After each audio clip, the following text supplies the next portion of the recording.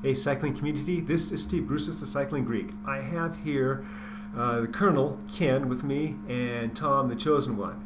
And Tom is on the back end of the tandem, and Ken's going to be coming into view real quick. In fact, that's Ken right there.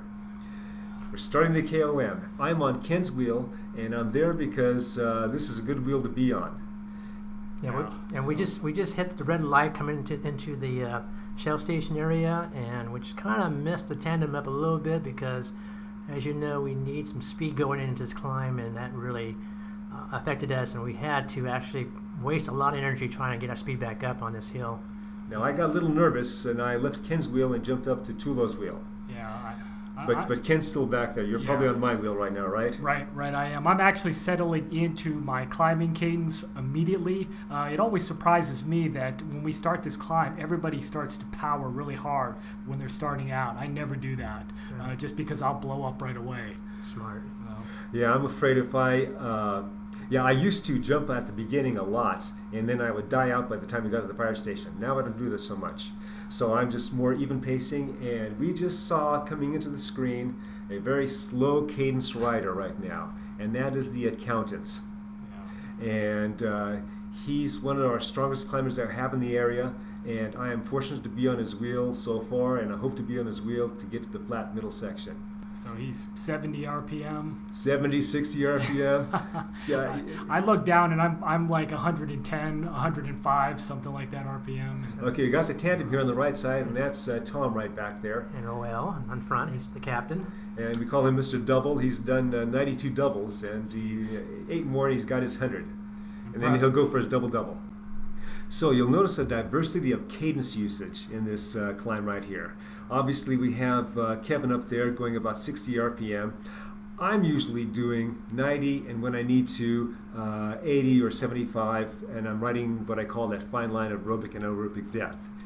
Now, Tom, you do something similar. Yeah, I do the same thing. I like it in the 90s, 95 around there, but if my cardio system starts to bog down a little bit, I push a higher gear, a heavier gear, so to push my heart rate down and use my muscles more, and then vice versa the other way. If my muscles start to fatigue, I'll use my heart, I'll use my cardio and go faster RPMs. Ken over here has a much higher RPM, probably like 105. Yeah, I'm pushing a high cadence only because that's the only way I seem to know how to ride. If I try to go lower, my legs just start to seize, and as I get more tired, I actually start to spin more. I start to spin fast, so that's the only way I could survive this ride. Right now, I am in such hypoxia that I can't hear anybody behind me. But you're behind me, right? Yes. So I'm just concentrating on his wheel here. I'm doing 350 to high 300 just to stay there.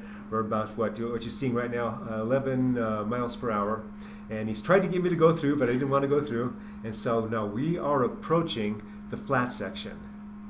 Yeah, for me, I've probably done this ride about 100 times or more through repeats and through the downhill rides, and I know exactly what speed I should be at every point of this ride here at the sign of the park. I know how I should be going at 19 miles an hour, and if I'm not there, I know I need to speed it up a little bit. See, I don't have the wherewithal to be able to look at my speedometer. Hanging out with these guys especially, I'm just hanging on this guy's wheel. Now, I'm gathering energy. We're on the flat section now. And when we get to the end of the flat section, I'm going to attack. Now, you'll see he pulls off a bit, and I'm starting to go, and he comes back in. He's not necessarily shutting me off, I think. I think that's just how he does it. He comes out, takes a look, and then comes back in. But now it's pretty wide here, and I start to go, and I'm putting everything I can into it. So I'm getting a gap. I look back, I see a gap, and Ken? Yeah, so this is where I start to feel everybody else starting to go. My arms are hurting right now, and I don't want to get swallowed up too quickly, so I start to push it really hard. I know it's only a matter of time, though, before I get dropped. So.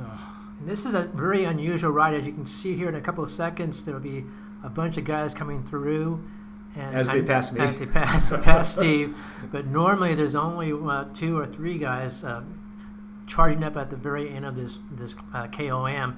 And then this day there was about 6 riders up there all trying to get the KOM this day. Very unusual day for that. Yeah, I think the winners probably came in like 4:45 or so, which is pretty fast.